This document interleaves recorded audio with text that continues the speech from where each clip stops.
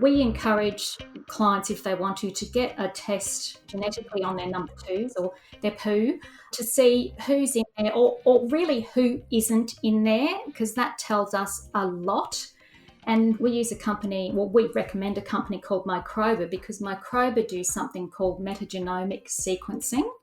And this type of sequencing actually is used on really complex samples. So our poo is very complex because there's a lot of bacteria in there that may not have been seen before. So it depends where you've been and what your background is and where you were born, all that sort of stuff. And this type of sequencing picks up everything, and it tells us who's doing what in there or who isn't doing what in there, which is the information that Cecilia and I really love. And when we get one of these reports, it is so exciting. I tell you, I just get carried away with myself. And Cecilia gets very excited too. So we're been chatting for ages about, someone's poo.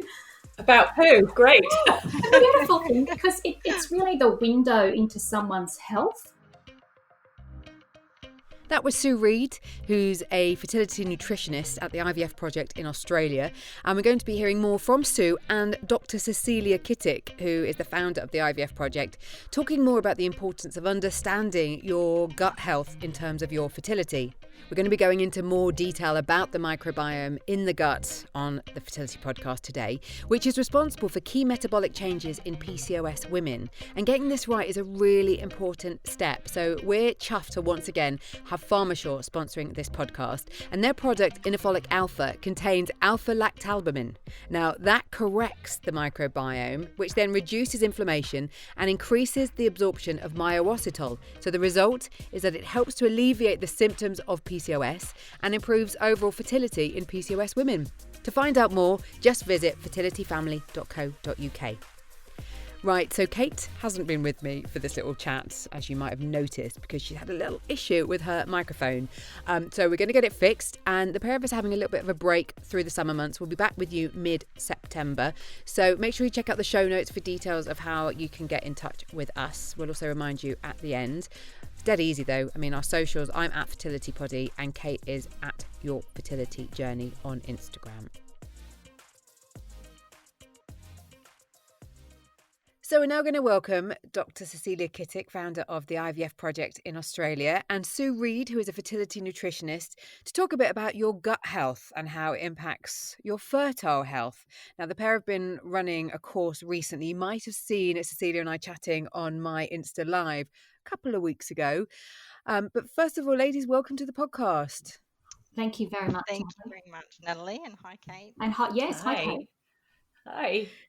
So this is quite random for us. It's quite bizarre, the brilliance of technology, because it's like the end of the day for you ladies in Oz, end of Thursday. It's the start of Thursday for us. I know holidays are about to happen, so you're kind of getting in that holiday spirit. But before you do, we wanted to just pick your brains a bit. So thank you for joining us.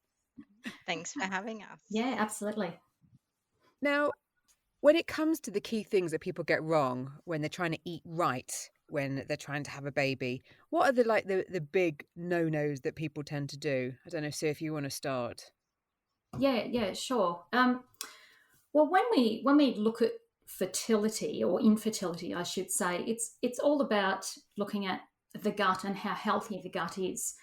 And like, as you probably know, infertility is usually associated with dysbiosis of the gut, increased inflammation, and a low microbiotic diversity in the gut. So what we mean by low diversity is you don't have a lot of species of bacteria and you don't have a huge abundance. Whereas if you have a high diversity of bacteria in your gut, you've got a healthy gut. So that's fantastic if you are trying to get pregnant.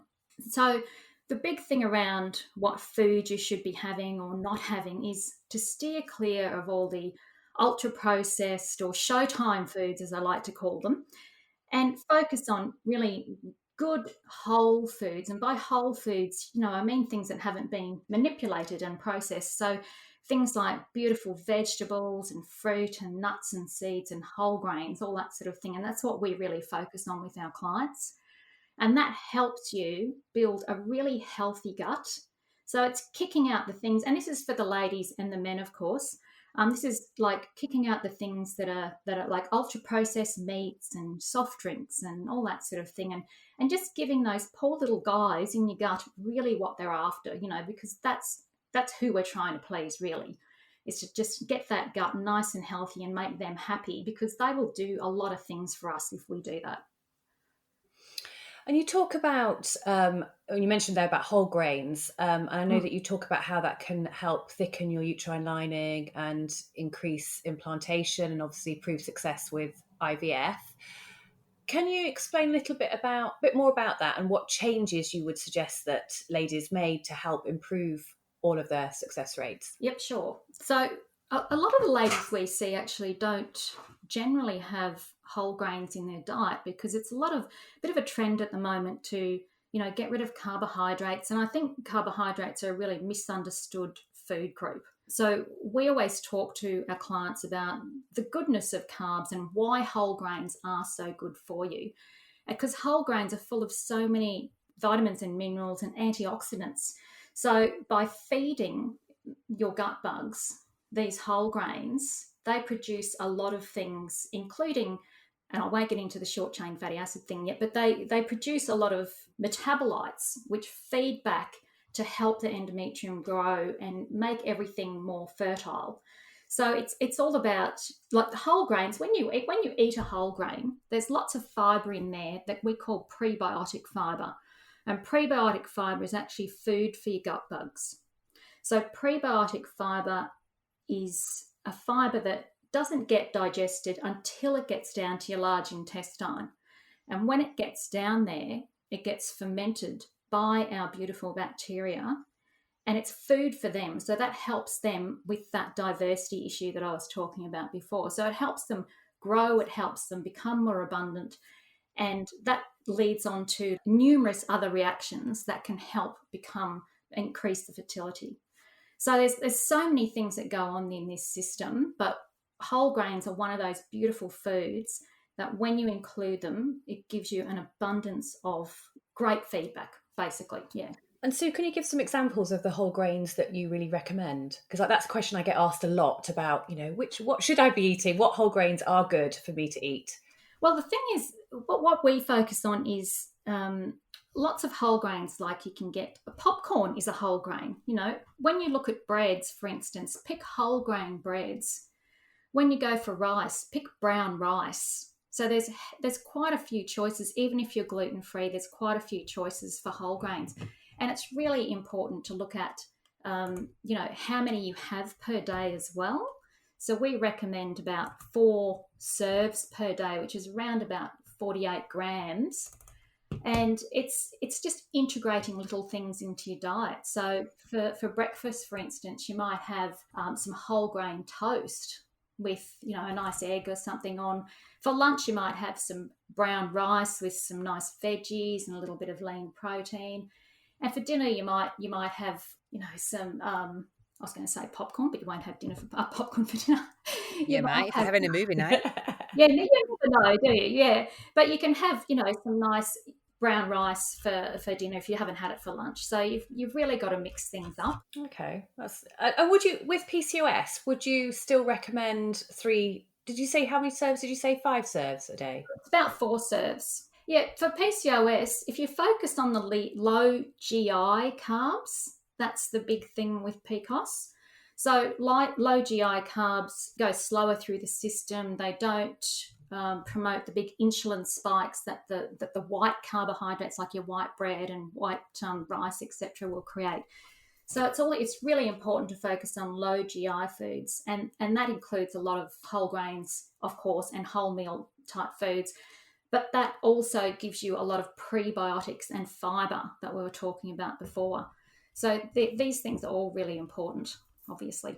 The whole grains are so important for PCOS. We often see women coming in that have tried to cut out carbohydrate on the understanding that they think they're taking a great approach, but that means they're missing out on all the prebiotic fibers that are really going to improve diversity in the level of the gut. And with PCOS, we know that those communities living in the gut look so different from someone without PCOS. So improving diversity is such a great therapeutic strategy for reducing testosterone levels that are high in PCOS, for improving insulin sensitivity. And part of that process in managing comes down to eating the right foods to nurture your gut and ensuring that you can have carbohydrates. It's just the type of carbohydrate and how you pair them with other foods. When we're talking about amount, then you also talk about the right amount of fruit and veg for both men and women can increase success rates. And we talk a lot, we've talked about it on the podcast before, about eating the rainbow. And obviously, we're just talking about amounts with the carbohydrates there. And I know that people can feel overwhelmed by this, when there's certain expected amounts. What would you say in terms of your fruit and veg? And also, if you're only able to maybe access your supermarket rather than buy organic, and sometimes how do you know if you're getting the good stuff? What would you advise? Look, there are so many, I'm sure Sue might jump in here afterwards, but there are so many ways to approach eating well to nurture that diversity in the gut that aren't necessarily expensive. And what we do with the clients we work with in our online courses is step people through the process from understanding, first of all, what am I getting in my diet? Because I think without looking at that, you can't really highlight the areas for people to invest their energies in or to address. And going through fertility treatments, probably one of the first things people are looking at and Googling is what foods are going to improve my chance of pregnancy. And everyone likes to, you know, are across eating the rainbow and fruits and vegetables. But it's so much more than that when it comes down to it. And we've had our clients that have been trying to get pregnant for 3 years or for even 8 years, and they think they're eating well, and they come and see us and they're like, oh my gosh, I had no idea that my diet probably wasn't that great. And that doesn't mean that they're eating processed foods. It's just getting the balances right and making sure that you are getting the right types of protein in your diet, for example, because we know that high levels of animal proteins that will be broken down and cause an increase in trimethylamines, which damages, follicles and impairs egg growth and things like that. So all of these sort of come back to looking at, well, yes, it's overwhelming, but get some good guidance to start at square one and step through so you really understand what you're nourishing your body with. And yeah, just little ways that you might be able to tweak that and optimize it. We're not about excluding any foods as such. It's a bit of balance in there, but yeah, making sure that something's sustainable and it doesn't have to be expensive. So I've got two questions. So this is a two-pronged question here. Firstly, because I'm always intrigued about dairy, and it's something I get asked a lot about. Should I have dairy in my diet? And I'm actually quite a big fan of dairy, but I think there's probably times when it might not always be right.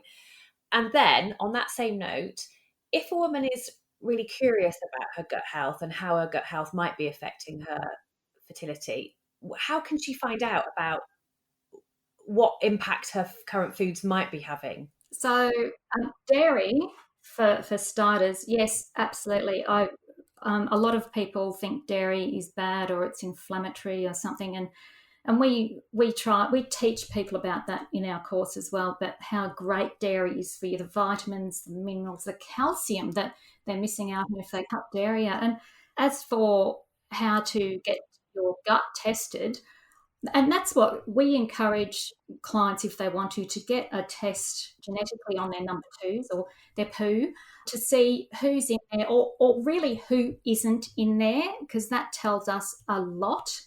And we use we recommend a company called Microba, because Microba do something called metagenomic sequencing. And this type of sequencing actually is used on really complex samples. So our poo is very complex because there's a lot of bacteria in there that may not have been seen before. So it depends where you've been and what your background is and where you were born, all that sort of stuff. And this type of sequencing picks up everything, and it tells us who's doing what in there or who isn't doing what in there, which is the information that Cecilia and I really love. And when we get one of these reports, it is so exciting. I tell you, I just get carried away with myself, and Cecilia gets very excited too. So we're chatting for ages about, someone's poo.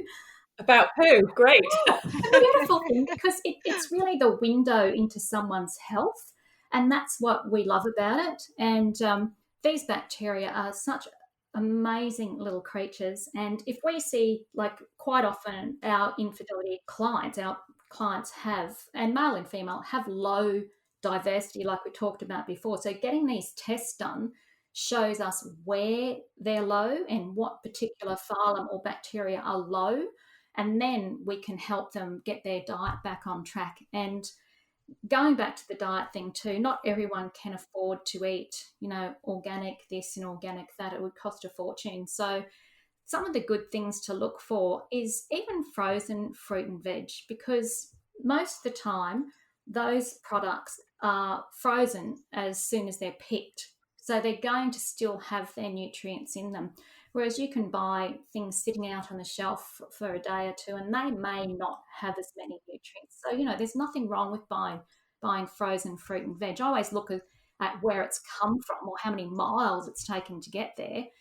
But that's another option for people. And, planning ahead and sort of meal planning and meal prepping is something else we talk about with our clients, because that seems to go out the window because everyone is so time poor. But just, getting a few hours in your day to make that happen is so important. And we want to talk about the men as well, because obviously we know that the whole process is a 50-50 male-female factor, and obviously diet can help sperm health. Can you talk to us a bit about that? It's I'll jump in before Sue gives the expertise on the dietitian side, but it is just so important. We're actually writing a book at the moment called Fertile Gut, and explaining, I guess, the first part is, why do people have trouble getting pregnant? What is, the causes of unexplained infertility? What does the literature out there tell us? And sperm health is so important because it is, 50% of the equation. And we know those paternal factors are so influential in that embryo development, and it has been implicated in early pregnancy loss. So very important. And it all comes back to, again, in males, they show that if you have a really beautiful, diverse gut microbiota, so that's all of the microorganisms living in your gut, lots of different species, that testosterone levels are higher. And it makes sense because it's ensuring that balance with all of the chemicals that our beautiful gut microbiota are releasing to ensure our body's functioning optimally. We know that if you reduce the diversity in the gut microbiota, that sperm is damaged. Studies show this. And what happens is, one of the key links here is inflammation. And inflammation isn't always bad. It's actually essential for implantation, and we need inflammation so that our body can fend off bacteria and viruses and things like that. But when those levels are high for prolonged periods of time, it actually will damage down to the level of the cell and damage that sperm and DNA. So a healthy diet that's nurturing diversity of your gut will promote improved sperm health. And it's so important, isn't it? Really important area. Especially I was going to say, sorry, when often men feel redundant, Yeah, by giving them these practical tips, then hopefully they can feel like they can get a bit more involved. absolutely. That's exactly what I was about to say. There is so much they can do, and that's probably, we even have men that will come in with their partners and have their number twos tested as well, because we can look at that and see how much, their capacity of their gut to produce butyrate, which is a really key short chain fatty acid. We can look to see what their levels of inflammation are. We can even look and find out about their potential for producing different neurotransmitters like GABA to influence anxiety and depression, because it is all connected between the gut and the brain. And even what happens in the gut can influence our muscle strength and aerobic fitness. It is just fascinating. Wow. Mm. One area that women, not so much men, but women, spend an awful lot of time researching and can often be taking so many different ones are supplements. And it's an area that I'm fascinated in, actually, and have my favorites that I recommend. And I'm really curious to find out what you would recommend for gut health and also just to improve general fertility. I'll jump in first, Sil, if you like.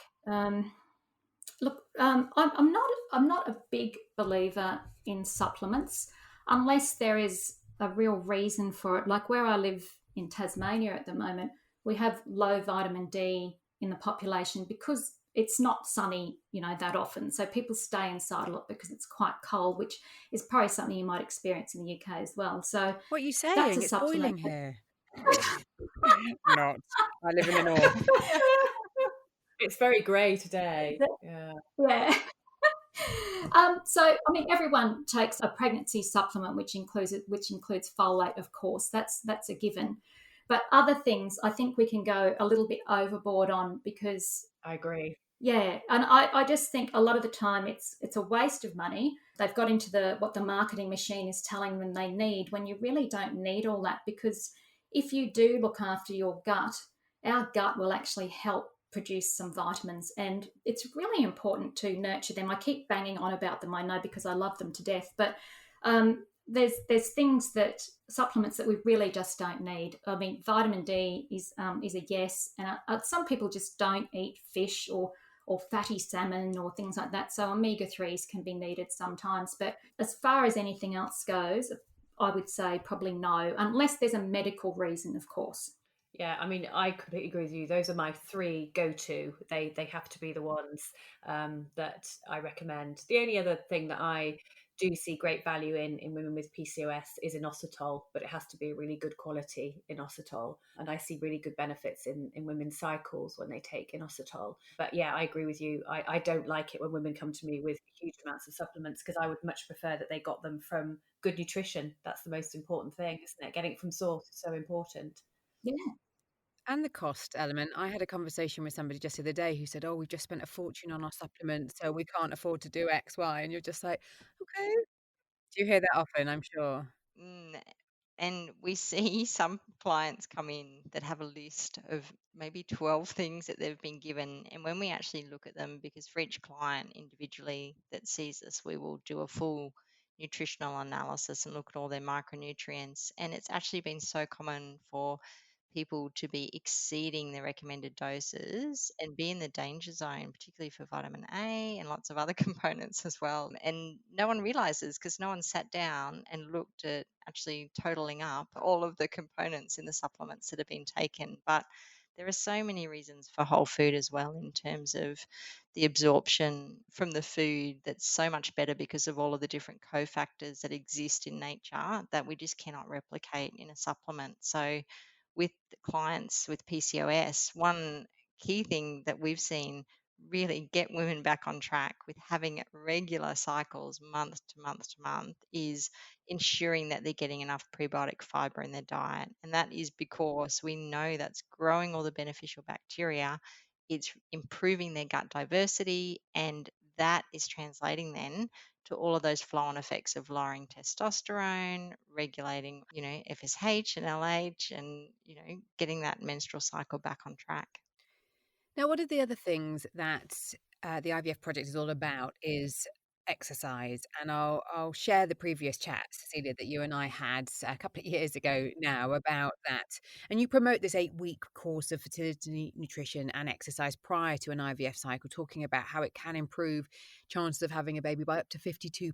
Can you just talk a bit more about the exercise side, because it is a big question mark that people have, especially if they are into their fitness and then they're kind of almost told, you know, that they have to stop. So can we talk a bit more about what it is, and a bit more about the evidence around all of this? Oh, absolutely. And it's something I'm so passionate about, because we know that there are so many benefits to exercise that you cannot replicate in a pill, talking about supplements. You cannot just take one thing that's going to improve your energy, reduce body fat, increase your metabolism, ensure you have better sleep quality, improve your brain function, reduce, the risk of metabolic diseases and other chronic diseases. All of that comes from exercise. So it's really so beneficial when we talk about fertility, because of the reason that a lot of the processes that drive damage to cell and to eggs and sperm, and even impact the receptivity of the uterine lining, are come back to high levels of inflammation and oxidative stress. Now, exercise is one of the best anti-inflammatories going around, and for women with PCOS in particular, they have very high baseline levels of inflammation. If you go and take a biopsy of their muscle tissue and compare that to another lady who doesn't have PCOS, you will see that even just sitting around resting, those levels of inflammation are very high in PCOS, and there's lots of mechanisms that drive that.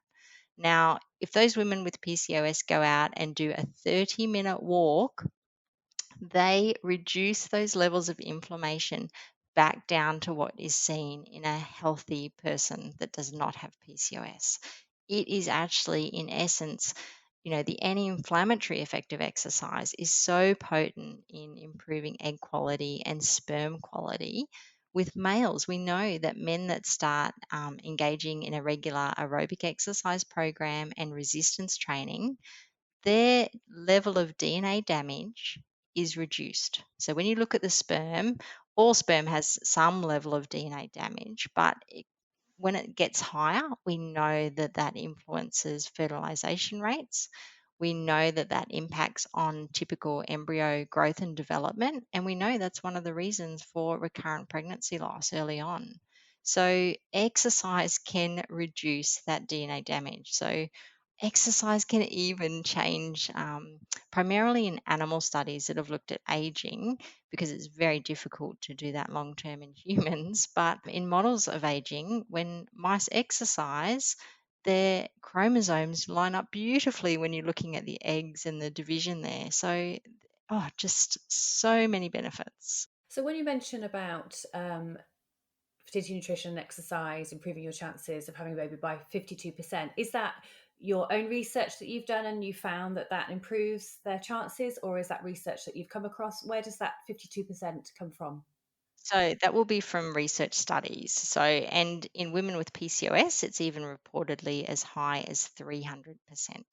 And in our work, we actually see about an 80% success rate. And this is in working with clients that have, undergone multiple IVF cycles and multiple rounds. It's often, once clients have been through unsuccessful IVF treatment, that they will come and see us. So we're not dealing with sort of people often in that I'm healthy, I want to come and see you and have a baby. That would be great if everyone planned like that. But we're seeing the clients that have had trouble for a long period of time. So when people ask, can they exercise once they've started their protocol and they've started their cycle, we're talking about kind of gentle movement. Because I know people are told not to exercise, and I've always been a bit confused by that. If you've actually started, and I know that there's specific things around egg collection, egg transfer, embryo transfer, what do you advise? Yeah, so it will depend on the client's, previous level of fitness and activity before they come in, because as soon as you start a stim cycle, those stim drugs will increase inflammation.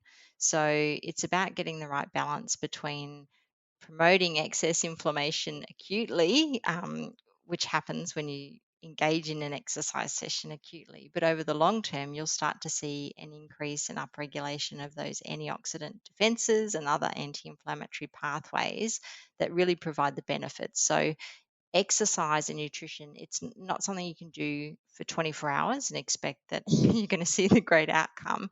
It really is about that investment of looking at, the time it takes for that sperm and egg to develop. So really looking at a sort of 12 to 16-week lead in to improve those underlying mechanisms. Now, during treatment, there are times when yes, you do need to potentially modify your typical activity. And that comes around the fact that, as you're stimming and your ovaries are getting bigger, there is a very small risk of ovarian torsion, because essentially when your ovaries are that big, it's like a little sort of hammock in there, and any kind of, really aggressive movements, there is a potential for those ovaries to flip, but it is so rare. It is very rare. Yeah, very rare. Yeah, because the consequences of it, are quite severe in terms of that you could lose an ovary. There's there's always, that's why we talk about it, even though the risk is so, so minor. But you'll often find that when your ovaries are that large, I know I didn't feel like going out for a 10K run. So, or doing a high intensity aerobic class. So clients are actually quite surprised by how much they can do because they have previously been told don't exercise. Whereas we know that, heading out for a moderate bout of walking is, so beneficial in terms of improving all of those markers that are associated with health. It actually increases blood flow and will encourage, blood flow to the uterus and things like that as well. So movement is so important too because we often it's such a neglected side, but thinking about resilience and making it through the 2 week wait and all of those elements that affect our mental health and well-being. So to pull activity from someone, the consequences of that could be far reaching in terms of mental health and well-being. Agreed, totally. Well, like I said, we'll share the initial chat that we had where you go into more detail about the exercise. Thank you, both of you, for explaining. We'll put all the links to finding out more, but we just wanted to give a kind of overview of the importance of gut health because, as we both see, there's so much confusion and people are almost doing too much at times and taking everything out. And we want to ensure that people are really understanding what they're doing and where they can find more support. So thank you both. Thank you. Yeah, so lovely to talk with you both. Thank you. Lots to think about there, and the IVF Project are running their next Fertile Gut Masterclass on the 17th of August. The link will be in the show notes if you want to get signed up for that. And Kate and I, as I said at the start, are having a little bit of a break through the summer periods. We will be back mid-September, so make sure you're following us on our socials. I'm at Fertility Poddy. Kate is at Your Fertility Journey, so you don't miss when we are back. You can also subscribe via your favourite podcast app so that you'll just get it instantly.